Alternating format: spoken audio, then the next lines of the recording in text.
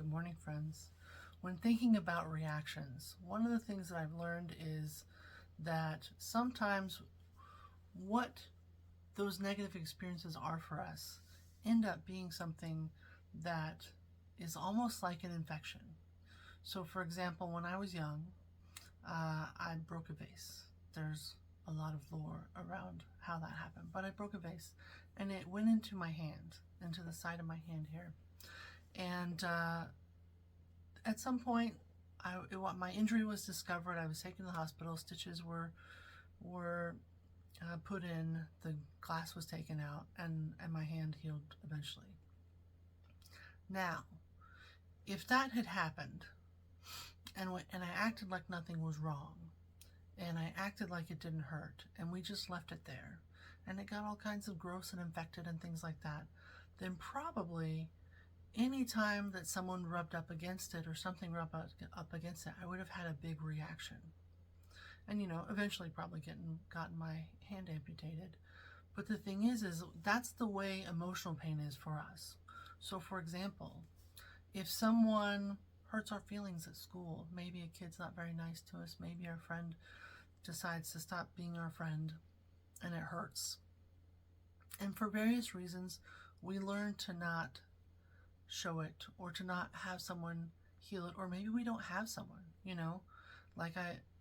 like we could have said something to a mom or a dad or a caregiver or a grandparent, and they could have said, oh man, that's really disappointing. I love you.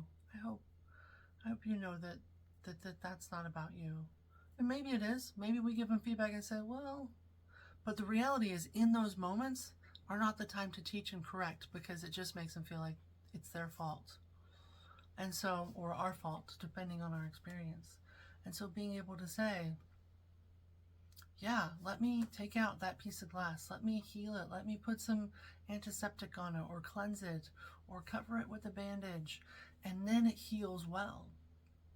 But lots of us have experiences in our lives, especially if we've been taught how to ignore our feelings and not feel them.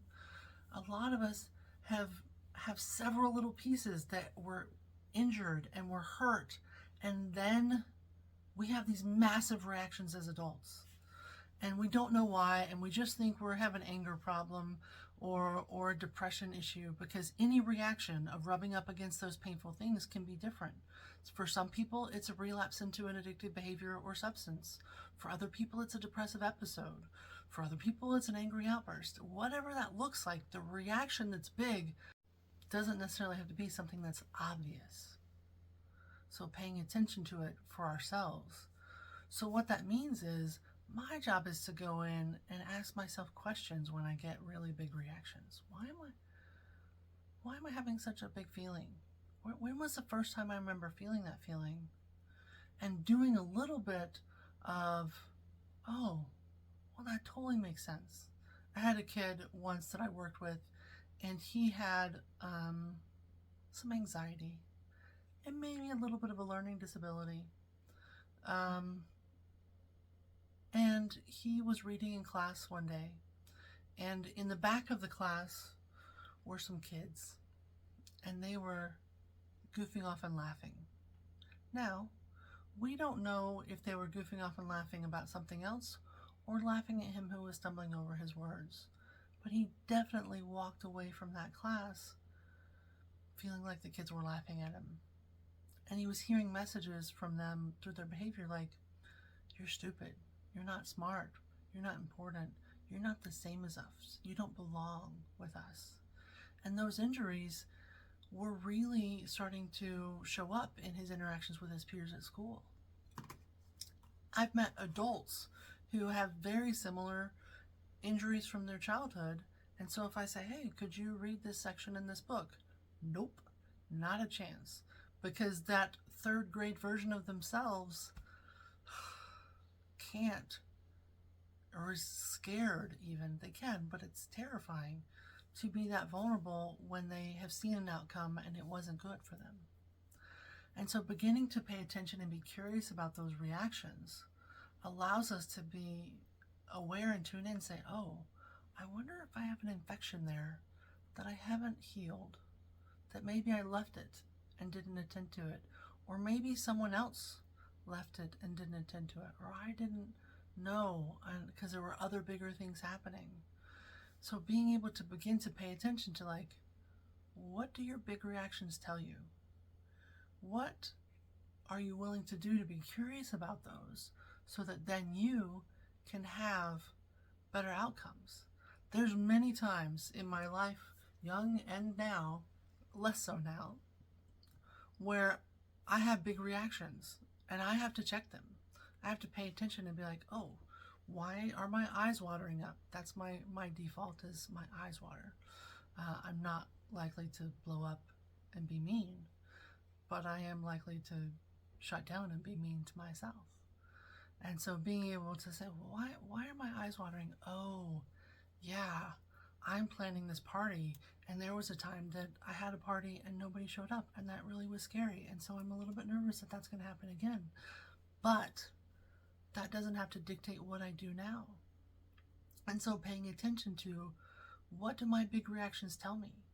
What do my big reactions point to as far as wounds that I haven't healed? And maybe that means I need a therapist.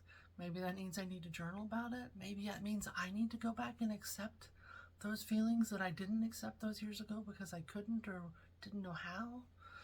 Maybe I need to have a conversation with the party that I'm still connected to that hurts. It can be a variety of things, but we can't do something about those reactions until we understand them. And I've met a lot of people who have those big reactions and want to shut them down. Oh, you're just being too sensitive. Why are you being so drama? All those things, when in reality, it's coming from somewhere. And if we're kind and compassionate and curious with ourselves, we can do a lot of work to come into a healing place. And then what's really cool is I'm not tossed around, or you're not tossed around by your emotions, because you're like, oh, it totally makes sense that going in to ask my boss for a raise would trigger some things because a part of me believes I'm not good enough or I don't deserve good things because of historical experiences that are still kind of affected. Once we go in and do the work to get the healing, we have scar tissue. And there's two great things about scar tissue. One, I can acknowledge that that's still part of who I am. Like, I still have the scar, but I also have no feeling there. I don't react in that spot. I actually probably react in that spot less than I react in any other part of my body that doesn't have a scar, because I'm used to it, and my nerves haven't grown back into place, and so I'm not as sensitive in that place because of the scar tissue. And so being able to say, hey, look, I have a scar, and I acknowledge, and oh, there was a time that probably would have hurt me really bad, but now I'm okay, is really powerful and freeing, because then I'm not yanked around by the feelings of a reaction to something that was hurt. Instead, I'm like, oh, yeah, that has hurt me in the past, but I can do this. I know what I'm doing. I can handle this. So I hope you start paying attention, like thinking about, when was the last time I had a big reaction? What is my default response? What do I want to do differently? See you next time.